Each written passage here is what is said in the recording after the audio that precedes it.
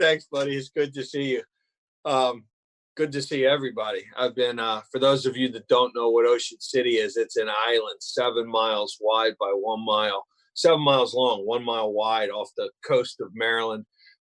And we're primarily a tourist, island, which has been ceased. You're not allowed to like come into our state and certainly not onto the island. And it's pretty desolate. And I miss face to face AA. I'm a type A guy. I'm a social guy. I need to hug you. I need to see you. I need to watch your feet. I need to watch how you live your life for me to become interested in it and for me to believe you. A screenshot doesn't cut it for me. It doesn't nourish my soul. But guess what? It's 100% better than nothing.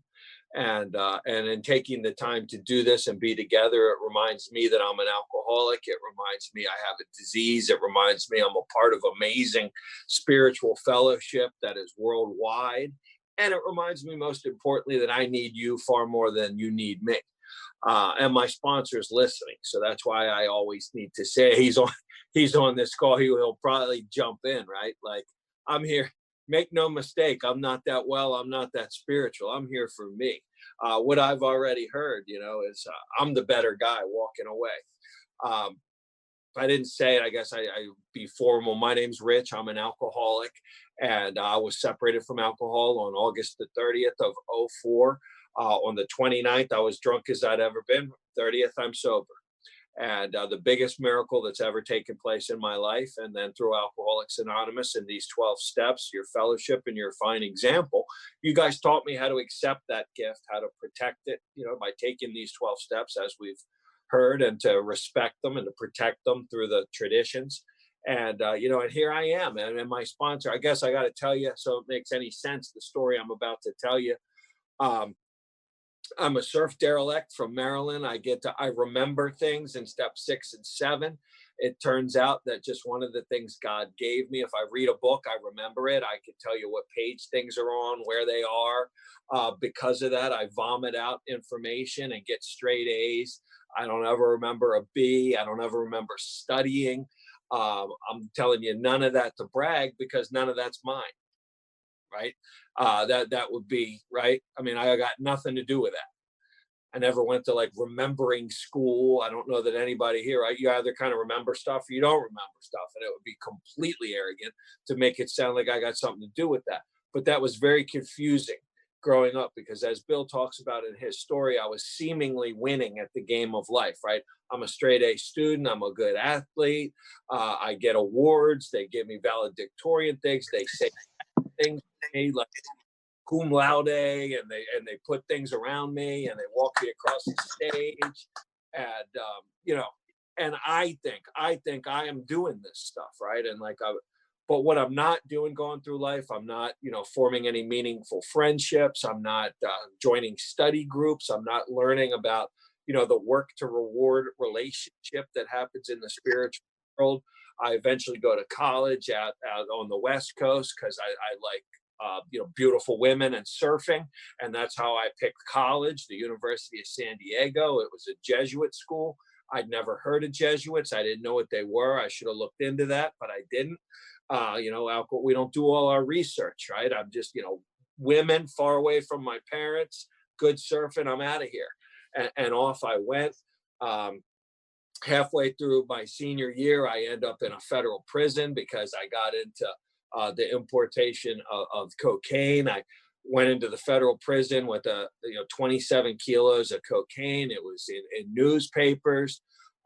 Things aren't looking good. My alcoholism had me arrested a lot up to that point, mostly stupid stuff up to that point, nothing that would impress anybody. Embarrassed the hell out of my parents, time and time again. To make a long story short, by the time I walk into AA, I'm 29, cusping 30. I feel like I'm 100 years old.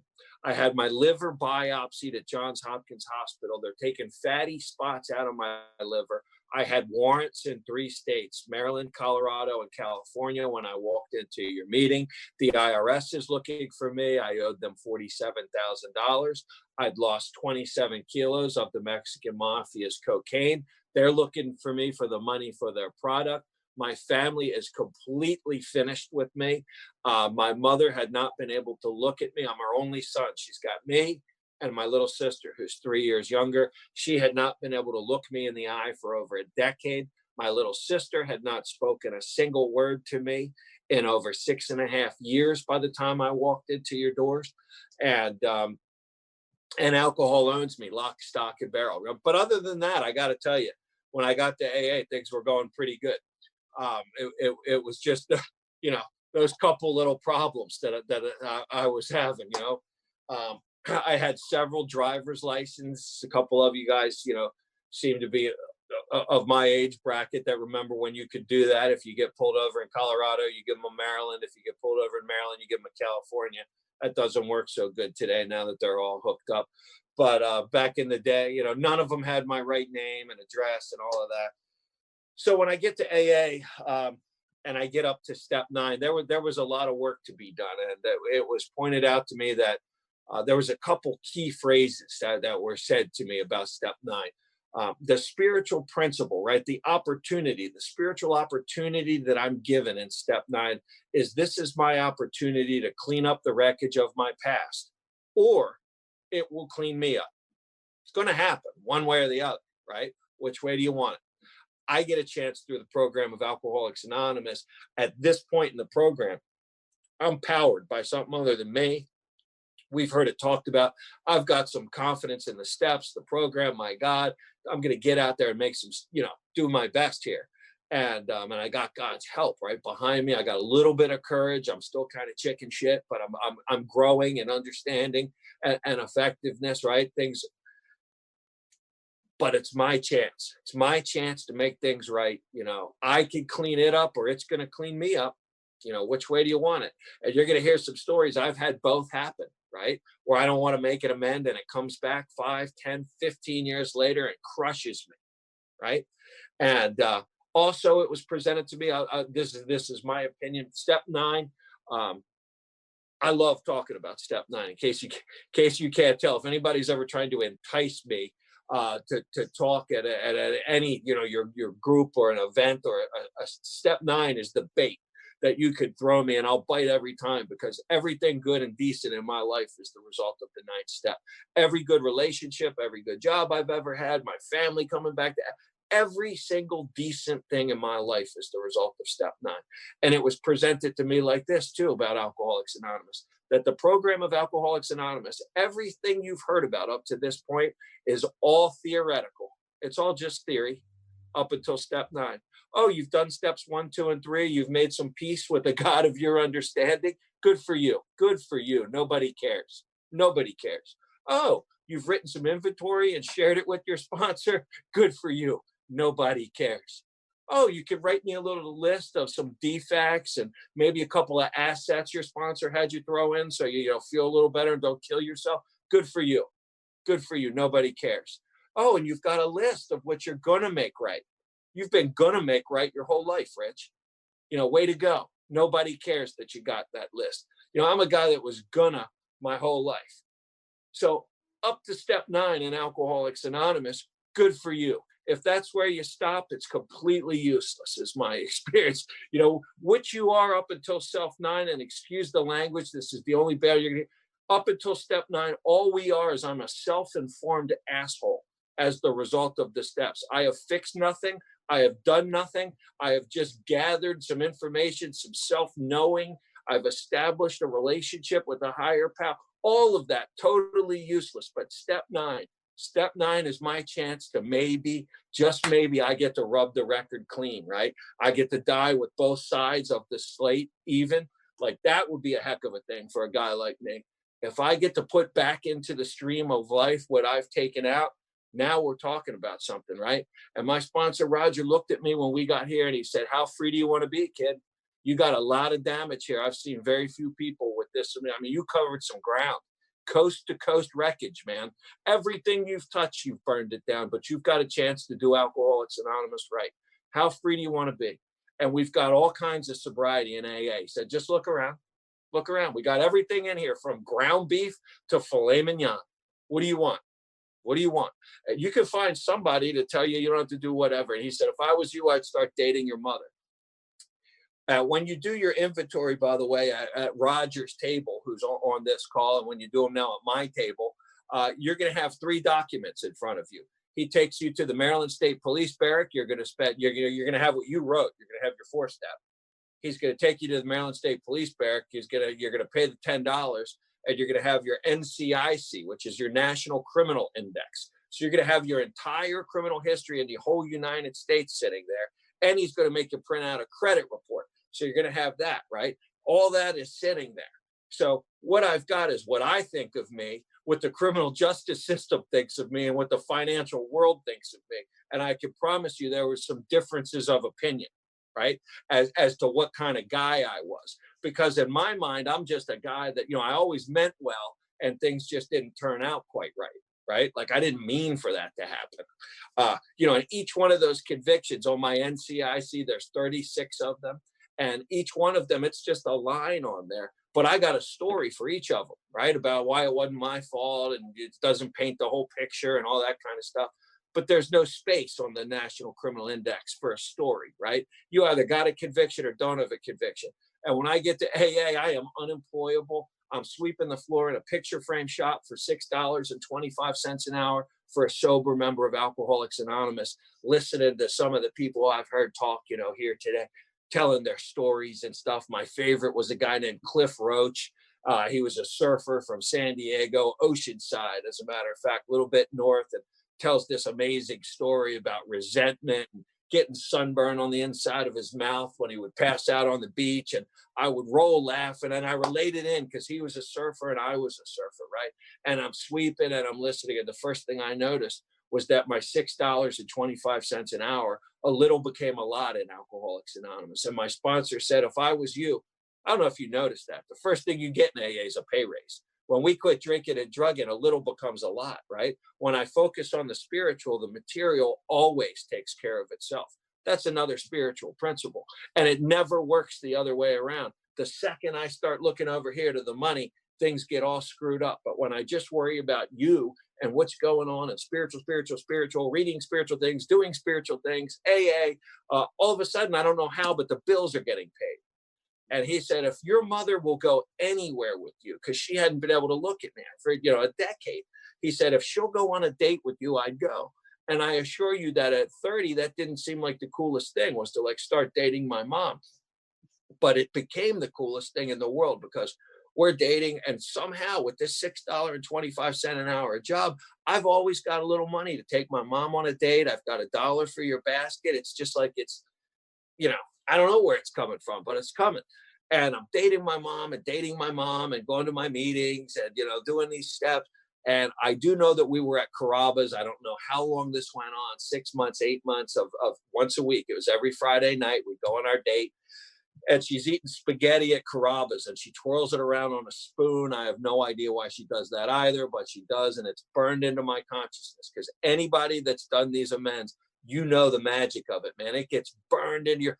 She's twirling that spaghetti, and her head came up from that plate of food, and she was talking to me eyeball to eyeball, mother to son, for the first time in over a decade.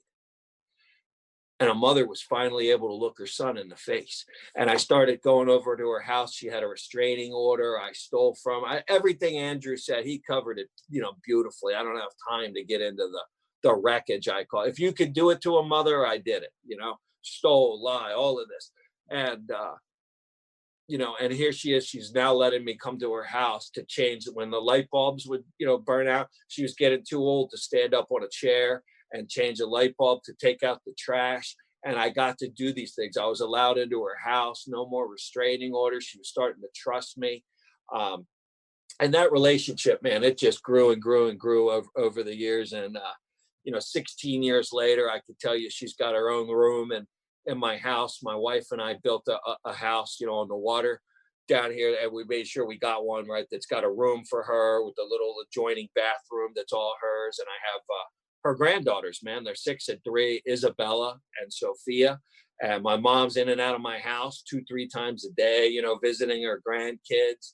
And, it's the bright spot of her life. I will tell you this about that amend is I sat down with her and did the formal amends, process where I apologize, all the money I stole, all the lies, all of this. And it wasn't over. She wasn't ready to talk about it then. And one of the things I do now, as a part of my ninth step, right? Some people, I don't want to, again, overstep into the next step, but part of my amend is to give those, I call them the core relationships in my life. Because I'll tell you this, in my life, if something's wrong, nothing is right. If I have one screwed, if my wife's mad at me, work's not going well, right? If my mother's, if there's some discord there, my relationship with my sister's not, you know what I mean? There's just something inside of me with those core relationships, man, those close family and friends. I got to be okay, man. I got to have that cleared up between us. We got to be on the same page. And it just wasn't there yet. And I'm sitting with my mom, like, I know what I wanted to tell. What I do once a year now, after about 10 years. So I've been doing this for like the last 6. Everybody in my family seems to be off the week between like Christmas and New Year's, and there's a lot of family time at each other's houses. And I sit down with everybody in my family that I love, my uncle, my aunt, my mother, my sister, not together, separately and alone. And I say, hey, Whitney, she's my sister. Could you please tell me what type of brother I've been this year? Where am I coming up short? What am I doing you like? What am I doing you don't like? And I let her take my inventory, right? Because I owe her that, right? And after a while, I mean, does it really matter what kind of brother I think I am? If I write one more 4th and 5th step, like, who cares what kind of brother I think I am, right? I want to be the brother she wants, right? I need to be the big brother she needs, my perception of it. And that's part of what I owe. That's part of my amends to that little girl. And I do that with my mother, my aunt, my uncle, right? These close relationships. So I know where I stand. And I find that other people's inventory of me after a certain point is far more important than my inventory of me. And what's going on is I'm sitting with my mom and I said, what's going on? And she starts to tear up a little bit. And I said, and my mom, by the way, I don't know if you guys can see with this thing. I'm not the thinnest guy in the world. I'm not the fattest guy in the world. I'm like probably 10 pounds, 20 pounds overweight. So is my mother. And she starts crying. She said, let me ask you a question. There's something I've always wanted to ask you. And I said, go ahead, Mom. And she said, ever since high school, you never came home on the weekends. I never knew who your friends were. I never knew who you were dating. Once you went to college and you come home from California, I never saw you. And then she started crying really hard and she looked at me and said, are you ashamed of me? Are you ashamed for your friends and the girls to know me because I'm fat? And I wouldn't have thought of that in a million years. It wasn't on my 8th step. It was nowhere, right? And so there's this big pile of what I think the harms I caused my mom. And you know what the harm was to her? She didn't feel a part of my life. And worse than that, she lived about 23 years of her life believing that her only and oldest son was ashamed of her because of her weight and embarrassed for people to meet his mother. And I got to look her in the eye and tell her the truth. And she knew I was telling her the truth. And I said, no, Mom, you were a school teacher. You and Dad were moral values and just wonderful people. And you had rules. We weren't allowed to drink at the house. We weren't allowed to do drugs. I had other friends whose parents let us smoke weed and we were allowed to drink at their house as long as we put our keys in the basket. I went to where I could drink. This had nothing to do with you. You're the best mother I've ever known. I love you and I'm so proud of you. Of course not. And the look on her face, the woman changed. She changed in that moment. But that wasn't all. She became like the home group mom at my home group where I started bringing her to the home. She'd bake cookies or brownies. I'm introducing her to all my friends and, this is him and this is him. And when I would date girls, I would say, hey, Mom, what do you think of Stephanie? Mom, what do you think of Connie? Right? Because you know what moms like to do? Moms like the mom. Right. And that's what I cheated her out of, is feeling like she mattered, that she was a part of my life, that she's one of my go-to people, man. She's my mom. And when I met the woman that I was to marry, that is my wife now, I'm 9 years sober at that point. I got to sit down and have that conversation with my mother. hey, I'm thinking about asking Lauren to marry me. What do you think? And that might have been the greatest gift I ever gave her, was weighing in, right? Weighing in on my life, mattering, right? She knows who all my friends are from the home. She comes to all my anniversaries. She comes to my other friends' anniversaries. She's like, if we had den mothers like the Cub Scouts, you would think she's like the AA mom, right? And what it is she's just so happy to know you guys and to be able to put a face to the name. And she leaves when the meeting starts. She's been to so many AA meetings. My home group's an open meeting. She knows she's welcome to stay. That's not why she's there. She's there to meet you and to know where her son goes and to put a face to the names of the people that gave her son back. And that is the thing I think made the most difference. And yes, she loves coming over to the house and sitting on the beach with her grandkids playing at her feet. But I think she loves the most knowing that her son's not ashamed of her. And the truth of it was it was all about my drinking. And that freed my mom up, man, more than anything I could think of.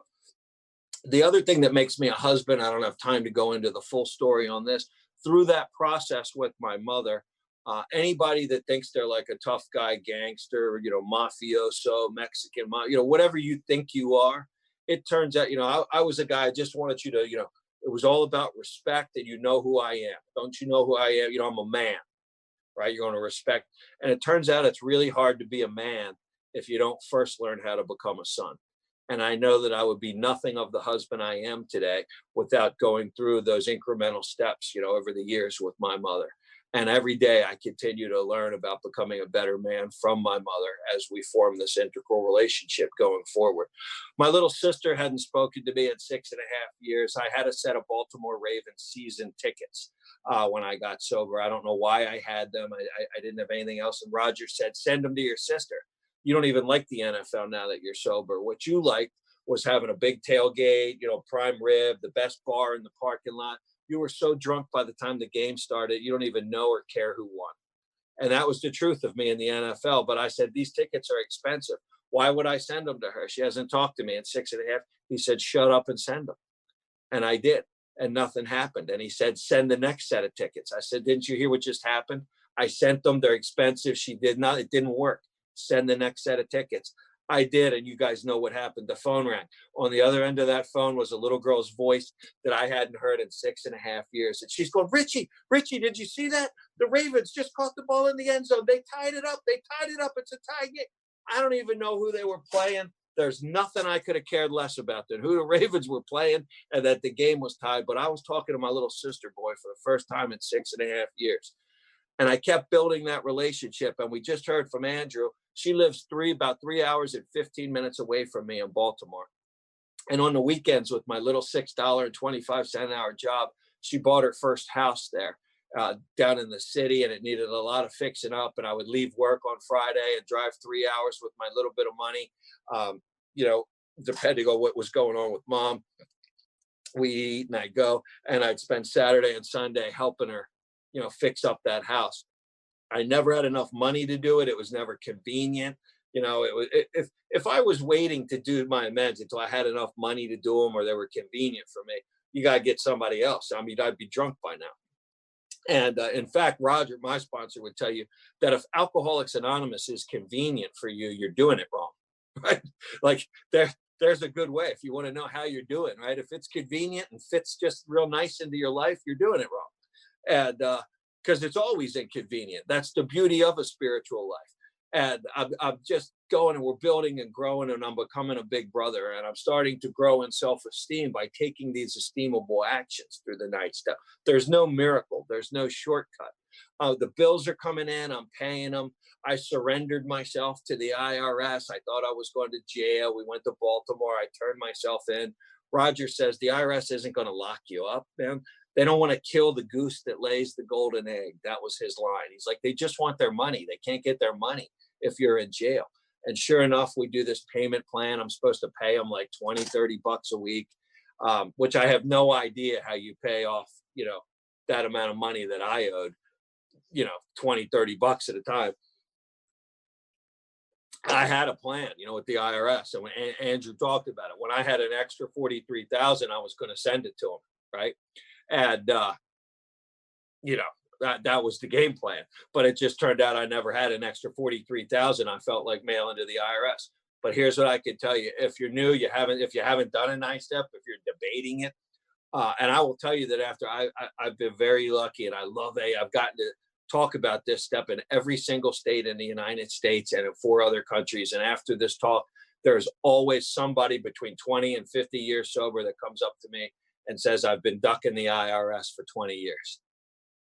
What you said about how free do you want to be, man, I need to get rid of it. The rest of my life is good, but right?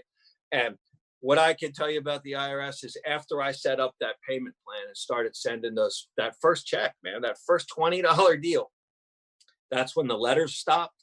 That's when the phone calls stopped. And the IRS are some persistent son of a guns, man. It all stopped. Not when it was paid off. When I sent the first one is when I got free. And it took about 5 years. And Roger, I wish you guys could see him. He's 81 years old. He's got a pacemaker and a defibrillator. On a good day, if he's standing on his tippy toes, he's about 5'9". And we went to the post office in the center of town. There's all these people there. And I was putting my last check into the IRS. And he jumps up, he goes, put it in and say it out loud. And I'm talking to the mailbox, right? With people around like I'm a nutbag.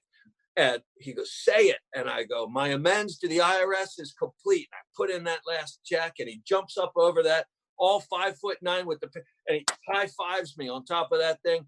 And 5 years, man, I was even with the IRS. And the next year I got this letter from him that had a pretty big check in it and some paperwork. And I started crying because I knew I'd screwed something up and they were going to come put me in jail. I drove to his house and I'm like, I don't know what this is. I think I messed something up again. And he looks at it and he goes, yeah, that's called a tax refund check, you idiot. Normal people get those every year. And I got to tell you, I've gotten those for like the last 11 years. I don't have to agree with what the IRS does. None of that, right? All my job is to send it. They give some back, whatever, right? And that's been pretty cool. As this relationship with my sister grew, that's going on. I'm dating mom. I'm going to my sister's house. Things are starting to change inside of me, man. My head's up, my shoulders are back. I'm feeling like, a citizen. And then this guy calls me after probably a year or two with this thing with my sister. And she's like, by that point, an amazing friend. And he says, this is Justin. And I know that your father's no longer with you guys. And you've become the #1 man in your little sister's life. I'm calling to ask you if I could have her hand in marriage. I want to ask her to marry me, but I want your permission because you matter that much to her. And I can tell you that there is nobody in the world less qualified to give away a beautiful little girl than the drunk that's talking to you right now. And she called the next day and asked if I would walk her down the aisle and give her away. And I got to do that, sober and in my right mind. And she's got 2 kids now, right? My nephews, Sadler and Brixton, they're 6 and 5. And when you have a house at the beach, people love visiting you, right? And she comes with those 2 little boys. And it's me and my sister who didn't speak to me, right? And these 4 little kids, Sadler 6, Brixton 5, Isabella, my daughter 6, Sophia 3, 4 little building sand castles in and out of the ocean, boogie boarding, and my mom sitting there in this Tommy Bahama beach chair like she is the queen of the universe, watching her grandkids and her children all getting along playing. And the foreword to the 2nd edition says that Alcoholics Anonymous is growing by leaps and bounds, primarily for 2 reasons. The large number of families, large number of recoveries and families reunited, right? And that's what I've seen by this thing, right? And I had this old friend named Ethan, who was my best friend in the world, growing. He asked me to be the best man in his wedding when I was living out in La Jolla, taking over the world, 1 cocaine deal at a time. And his father sent me a plane ticket, had me fit it for a tuxedo that he bought me. And I was so excited to be the best man, that I started drinking the night before to get on the airplane to go. And I don't need to tell you how that ends up, right? I'm too drunk to get on the airplane. I don't show up at the wedding. When I don't show up at something like that, I don't call. I know what you're going to say to me, right? You're going to tell me I'm a no good drunk, that I ruined the wedding. I'm a lousy friend. I'm a bum. So then you go on a list that I deep down in my guts of the people that I can't talk to anymore, right? When you call, it's why drunks have caller ID. When your phone rings right now, I'll tell you about being free. If you need to look at caller ID before you answer the phone, there is work to be done, right? You can still go talk to your sponsor. That means we're not done. Because as I'm sitting to right now, nobody's looking for me. I have no warrants. I don't know a penny to anybody on the planet, right? You're looking at a free man. Free people can answer their telephone without have caller ID is for people that are hiding or running. And I used to have to live my life like that. There was a whole lot of people that if I saw their name, I could not answer the phone. And then my stomach gets really, really tight, especially in sobriety. Because that's why I drank. See, if I'm drunk and high, I can pretend like it's not a big deal that my mother can't look at me. If I'm drunk and high, I can pretend like I don't care that I have one little sister and she doesn't speak to me, right? I can pretend like I don't care about my best friend that I ruined his wedding, right? And I heard his wife was lovely and he had a kid and another kid. And I just, heard nothing but good things. And every time I'd hear something, I'd get sicker and sicker. And Roger said, he's next, man, make an appointment. I called him and said, "Eighth, I'm in the AA. I know you hate me. I know you hate me. And I know I ruined your wedding. And I know I'm a lousy friend, but this is like a life or death deal, dude, so that I don't ever have to drink again. I got to try to straighten out what I did wrong. I don't know if your parents could be there. If I could have 15 minutes, man, of your time to try to straighten this out with you, I'd really, really appreciate it." He goes, "Yeah, you could be here at 9 o'clock Saturday morning if you can make it." And that was 9 years later. So he remembered. And I think he had one of those resentment things that you all talk about, right? Back in that fourth step. And he lived about 3 hours away. And I'd saved up my $6.25 an hour. Excuse me, because I knew that I owed his father $1,372, right? We're going to get to that in a minute. So I got a bunch of money in my pocket and I knock on the door. His parents' car's in the driveway and he opens the door. And when he opens the door, his wife is standing by the kitchen island and she's got a little girl with her and his mother and father in the back. And this little boy comes running at me. I don't know where he came from. And he just came darting at me and he grabbed a hold of my leg, man, like a tree trunk. And he looked up in my eyes and he said, "You're my Uncle Rich? Daddy said one day I'd get to meet you." And he had not been telling those kids. That he's got this drunken bum of a friend, Rich. He'd been telling them that they got an uncle that one day maybe they'll get to meet.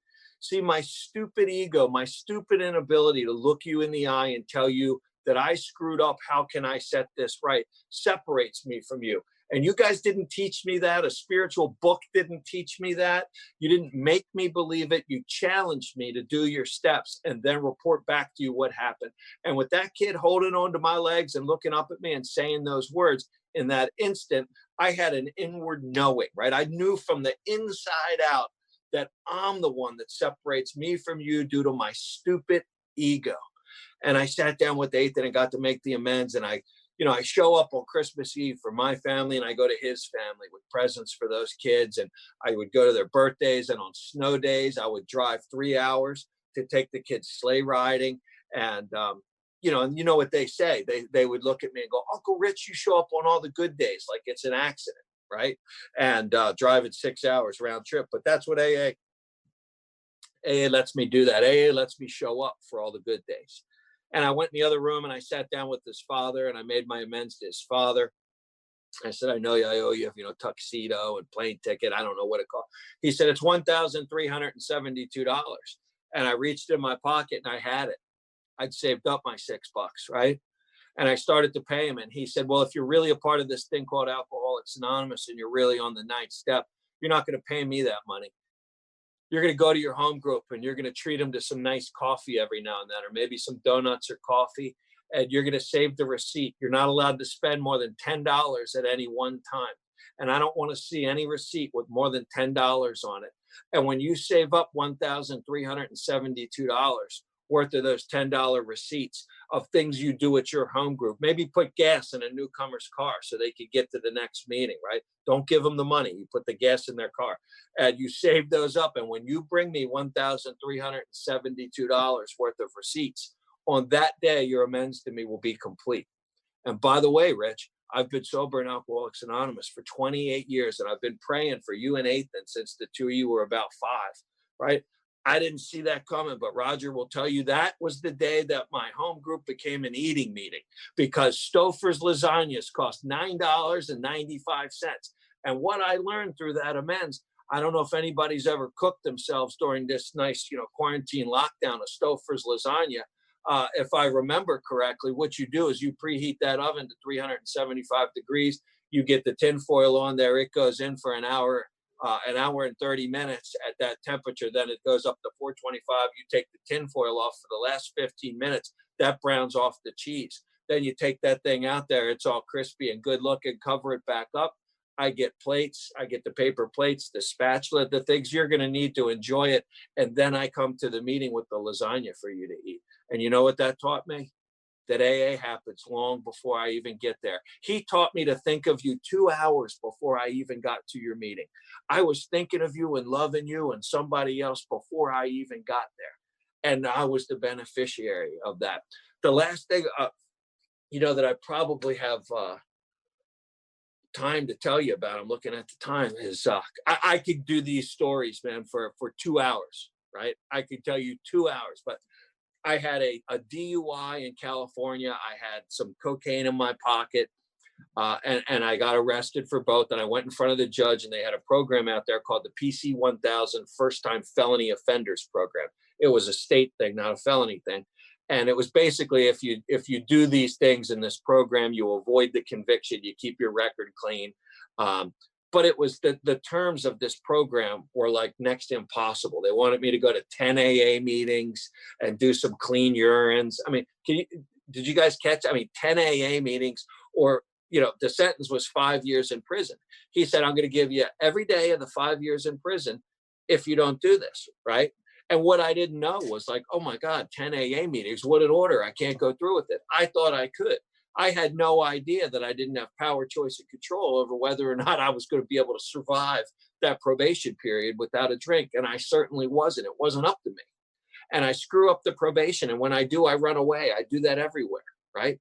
Tough guys face the music. They walk through the fire. Cowards run, man.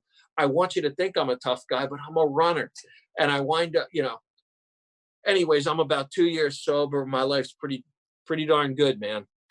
I'm right with everybody in my family. I'm right with the IRS. Things are, payments are going in. I got a job. I got tons of AA friends, and my sponsor says now's the time to go serve that 5 years in California. This is the last one on your list. This is the big one here, big dog. But you got everything else cleaned up. How free do you want to be? How free do you want to be? And I didn't think it was a good idea. I knew enough about the book to tell my sponsor, it says right in here, we don't do these acts of heroics. We'll be no good to anybody else. By that point, I had the complimentary AA girlfriend. I don't know if you guys remember. That's the one they throw in when you got about a year or two sober. We think it's God's will. I said things to my sponsor like, hey, we live together. She's God's will for me. We're doing great. And he said, please stop talking about God like he's a pimp. You picked that woman, not God. God does not, stop it. Stop it. Why don't you talk to her? And, she'll be better off without you. If you go do this 5 years, she's 16 years sober. She's got a sponsor. She's got a God. Her life was better before you came along, and I didn't, I'm telling my career, my mother, he goes, your career, you do floors, you sweep floors. Like they'll be okay without you. That's not exactly a career. They can replace you, right? And he goes, talk to your mother, see what she would have you do. And I talked to my mom, and you guys know what my mom wanted. She wanted her son to do the same thing she always wanted, to do the right thing for the right reasons. And off I went to California, scared to death. And I stood in front of the judge, but I didn't know that approximately 40 of you guys wrote letters before I got there telling the judge what my life looked like in AA. And I got this big book study in my living room on Wednesdays, all these guys I'm sponsoring, floors I'm mopping at AA meetings, just my whole AA life and the thousands of meetings I've been to. And I walked into the courtroom, scared to death, sweat circles under my arms, in and out of the bathroom before the judge came on the bench at 8:30, addressing the toilet with various ends. It's important you know that, like, I was scared to death. So this business about faith and fear can't be in the same place at the same time. I don't know about that. I know I was scared to death, and I had faith in my God in this AA program that I was going to be a free man one way or the other. And the judge couldn't even believe it. I went in there and he said, you just flew 3,000 miles on your own nickel to serve 5 years. And I said, yes, I did, Your Honor. I don't ever want to have to take another drink. I'd like to get this, started so that I could come out the other end a free man. I'm sober 2 years in Alcoholics Anonymous, and my life is great. And he starts going through these letters that you all wrote. And he looked up at me, man, and he said, they say you've been over 1,000 meetings. I sentenced you to go to, 10 meetings. And you seem to have exceeded the terms of the probation, not the way I told you to do it, but you have certainly exceeded the terms of probation. And as far as I'm concerned, if I was you, I would go back to Maryland and do whatever those people in Alcoholics Anonymous tell you to do. And this case is dismissed. And I've never had a case dismissed. I've gone into a courtroom 36 times. I've gone to jail 36 times. That was the first time I ever walked out of a courtroom. And my God got a lot bigger that day. Not because you sold me your God, not because you told me about anything, because I had the experience. And Roger, I had to get a plane ticket home. I will tell you, in the front of my big book, I don't know if you guys can see that. That is my one-way plane ticket home from San Diego, that I never want to forget how I felt in that moment when my God was just plain showing off. As far as I was concerned, it was like Jordan.